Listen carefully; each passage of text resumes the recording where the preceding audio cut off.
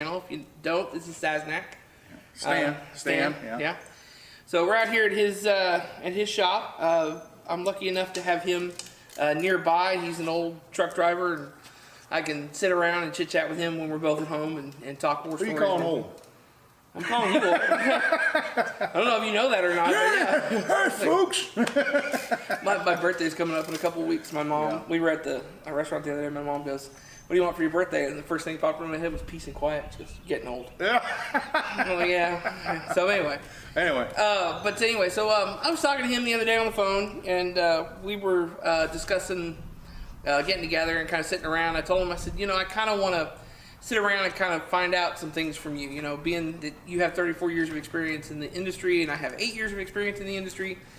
Just swap war stories at some point, but, generally try to talk about some stuff. I think a lot of people that follow Stan's channel, a lot of people that follow my channel are interested in becoming owner-operators or work in their direction and becoming owner-operators. And there's some things I didn't know when I first started out in trucking, especially owner-op. I kind of went through the school of hard knocks trying to find out about it. And luckily, I've made some very good decisions over the years, and it's kind of led me down the right path. I've said before on my channel that only by the grace of God have I gotten where I'm at, and that's certainly true. But once in a while, I run across people like Stan, who they know what they're talking about and don't pay any attention to him, that know what they're talking about. And I can ask advice and everything, and I think that some of the advice that he's given me, especially recently, I think would be is something that should be on camera for others that are looking to be owner-operators. So, you think that's right? Huh? Oh, you talking to me now? Yeah. Now I'm talking to you. I was talking to them, now I'm talking to you. So. I don't know nothing. Right. But anyway, we can swap some stories here and stuff. What'd you drop? I don't know what I dropped. Oh, your glasses. Oh, okay. I grabbed them. Okay. Those are my beatnik glasses. Here. Let's see what you look like. Now that's a cool dog, girl. Anyway, so oh, don't sneeze on me. Oh, no. Yeah. Come on. Come over here. So, anyway, she's photobombing us. Yeah, well, she is cuter than we are, so yeah, that's all right. Yeah. But anyway, we're gonna talk about pay first. Mm-hmm. So let's go ahead and start with that. What do you want to say? I make exactly $12.70 a year. No. That's for what do you want to know about purposes. pay? Like what it was back in the day? And well, I think you've had 34 years of experience in the industry, okay. and certainly things have changed a lot. The CDL in '91 when it changed, I know about that. I didn't have, when I started, it wasn't a CDL, it was a Class A chauffeur's license. And it's still a Class A license, but it's Class A CDL. Yeah, commercial driver's license. And it's all regulated by the government, feds now. It used to be state by state by state. Yeah. And now it's all. The problem, what happened on that, for the most part, the reason we have CDLs is because back in the day, in the 70s, 80s, whatever, drivers would get driver's license out of several states. So let's say you're from Texas. You get an Arkansas and Oklahoma license, okay? So if you're out in Colorado or California, you get a speeding ticket, you put on that Arkansas tag, no license, So they wanted to put a stop to that because, then when you go home, you get your clean Texas driver's license and you show that to the insurance company and keep your rates down. It was all that kind of stuff. Or you get so many tickets and everything, well, you just get rid of the Arkansas license and go with the Oklahoma, but you never dirty your Texas license or whatever state you're from, and a lot of drivers did that. I never did. I had a Texas and a Kansas license at the same time. I wasn't a truck driver though. I was in the Army, and I had a Kansas driver's license. When they sent me down here to Fort Hood, Texas, I got a Texas license. Actually, I got a Texas license for a motorcycle. Really? Okay. I was in the Army. I got a motorcycle, and they needed a motorcycle license. So I went and got a Texas motorcycle license. And in my head, I thought it was a Kansas driver's license for cars and a Texas motorcycle license, and he goes, no, the motorcycle license is good for cars too. You got to give one or the other up. So he took my Kansas driver's license. Oh wow. Yeah. So anyway, hope the wind doesn't mess us up here. But anyway, we got wind muffs and everything. It's probably pretty good. So yeah. By the way, I invested in camera equipment. Yeah. So I'll talk about that later. Yeah, on another video probably. Yeah. So, but anyway, that's where CDLs came in the early '90s, and because I'd been driving for at that time about 4 years, I was grandfathered in. So I didn't have to go down and do all the testing, because already he knows what he's doing, kind of. Yeah. And when you were, I guess one of the questions that I have about being grandfathered in, though, when you were grandfathered in, were you given all of the endorsements that go along with that? So you can do anything. You can do doubles and I can't do hazmat anymore. Back was it back in 09 or something like that? They heightened the you had to get a background check and all that kind of stuff. And I thought, I'm never going to haul hazmat ever again, so why bother? So I have all my endorsements, but I left your doubles and passenger buses and all that kind of stuff. You can drive anything. I can drive anything, but I can't do hazmat anymore. Okay. Which to me is a good thing. I don't want to. Oh yeah. To me, hazmat. It pays. The thing is, most companies that are just regular freight companies, and hey, you got to have hazmat to work over here. But they don't pay anything more for it. Yeah. So and I just, every time you have hazmat on, it's just like this huge red flag when you pull across the scale. Pull around back, let's inspect you. Well, then if you're not going to pay me any more for it, then why should I put up with the headache? Yeah. But at the time, when that came out in 09, I started my own reefer business hauling food. And I'm thinking, I'm never going to haul hazmat. And I thought that was going to be the last business I ever did. Yeah. Just do that until I retire someday. Okay. And I got burnt out on it. Work too much. All work and no play makes Jack a dull boy. I got tired and just I said to heck with it. And I got out of the reefer business altogether, and that's when I went and bought big trucks like this and do what I do now. So, okay. But what did you? So we were going to talk about pay. We said that. Yeah. And so we got off a little bit. I have ADHD. I'm pretty sure he does too. He's probably not going to admit it, but I think we it's like squirrel.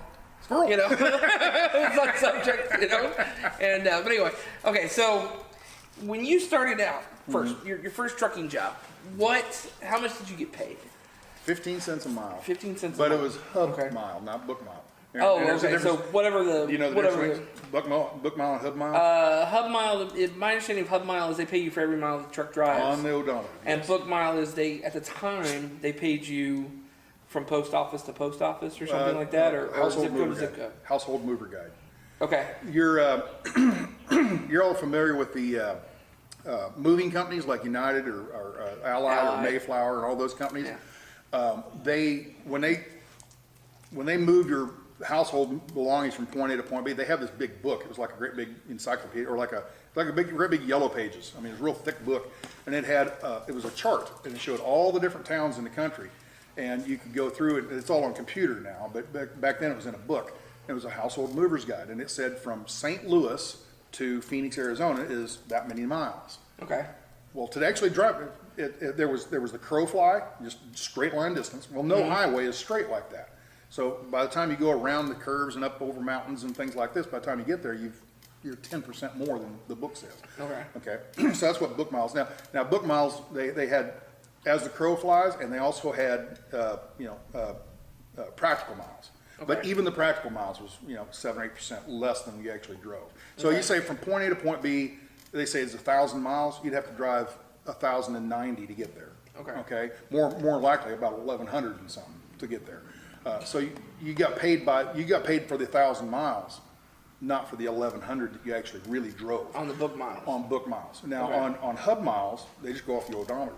Okay. And the first company I worked for, they had odometers, but they also had a hub meter on the wheel. Oh yeah, I remember those hub meters. A lot of trailers have them nowadays, but trucks don't hardly have. But they put them on the truck, and every week when you come home, or every 2 weeks, whenever I was usually home every week or every other week, kind of thing. Yeah.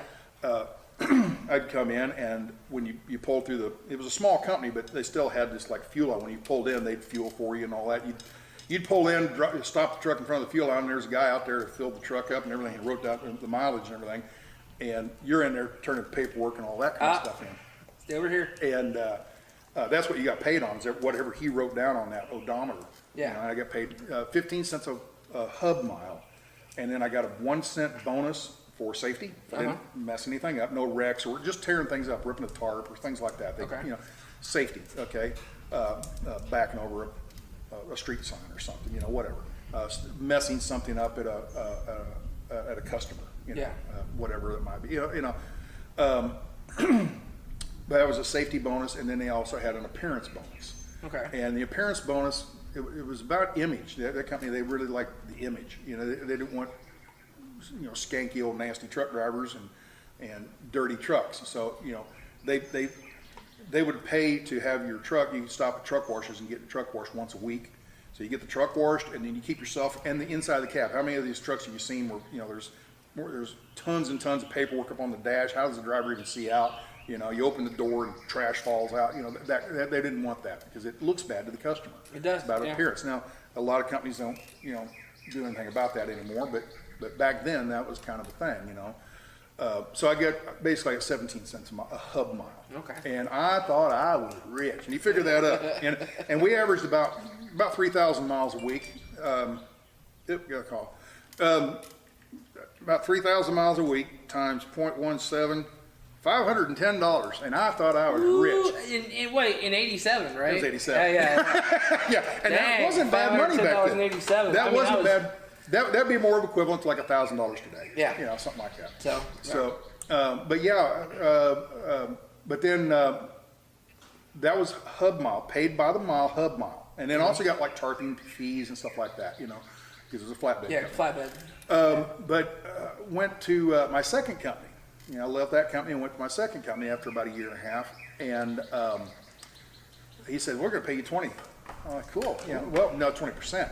Oh, 20%. And okay. I learned real quick, 20% of zero. How much is that? Let me calculate that up. I can do that math in my 20% of very little pay is very little pay. Yeah. Yeah. It was a disaster. I only worked there for about 4 or 5 months and realized I learned a lesson. And Yeah. it's one of those you live and learn kind of things, you know, and that's on the job training. And you can get back to the truck driving schools and all that. See, I didn't go to truck driving school, you know, so you learn this stuff as you went. Yeah.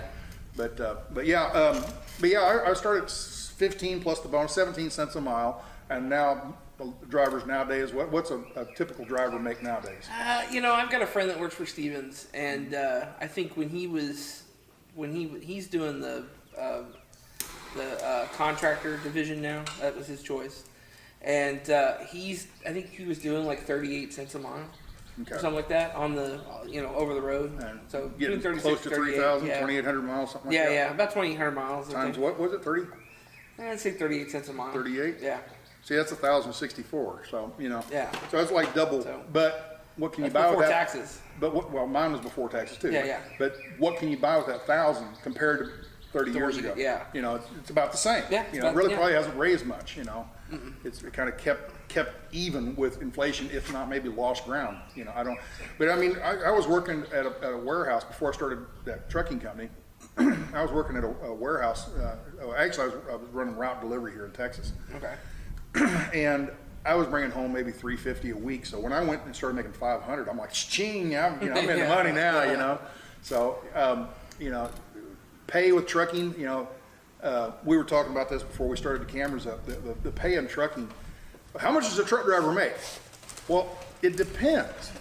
You know, it depends on what you're doing in trucking. It does. How much does a racer make? How much does a racer make? I don't know. Well, It depends on the race. It depends on the racer. You know. It depends on what you're racing. Yeah, it depends on what you're If racing. you're a NASCAR driver, you make really good money racing. Yeah, but if you're a dirt track driver, you know, Well, yeah, or in a local series, then you're not going to make a whole lot. yeah, but there's all kinds. So- There's so many different kinds of trucking. It's like Yeah. saying, "Well, I'm a trucker." Well, that just kind of gives you a general that I'm not a plumber or an electrician. It just Yeah. says you drive a vehicle for a living. Yeah. But there's so many different kinds of trucking. Just like there's so many different kinds of you got NASCAR, you got top fuel dragster, you got horse racing. Yeah. You know, you've got the Olympics. You know, people running. You know, 100-yard dash racing. You know, Yeah. there's so many different kinds of racing. So I'm a racer. What does that mean? You know, you might race remote control cars around. Yeah. You don't get paid anything for that. You know, I mean, you know what I'm saying? You know, so there's so many. I'm a trucker. That's so vague. You know, well, what kind of a trucker? What do you do? What do you haul? What kind of are you a company driver, owner, operator? It's such a hard question. People ask me on my channel all the time. Well, how much do truck drivers make? Well, it depends on what you're doing. You know, and like if you're just starting out at like Stevens Transport as a student, you're not going to make very much while you're training. Once you get in your truck, you'll make a little bit better, probably more than flipping burgers. It's 2 years later, once you put your dues in, okay, that's when you can start making, a year later even, Yeah. that's when you can start making better money. And if you really want to make good money, you want to specialize. You want to specialize down to something that other people don't want to do. Me personally, I don't want to haul heavy haul or oversize because I don't want to deal with all the permits and the headaches with the pilot cars and all that, windmill blades. It just, you don't get 3,000 miles a week hauling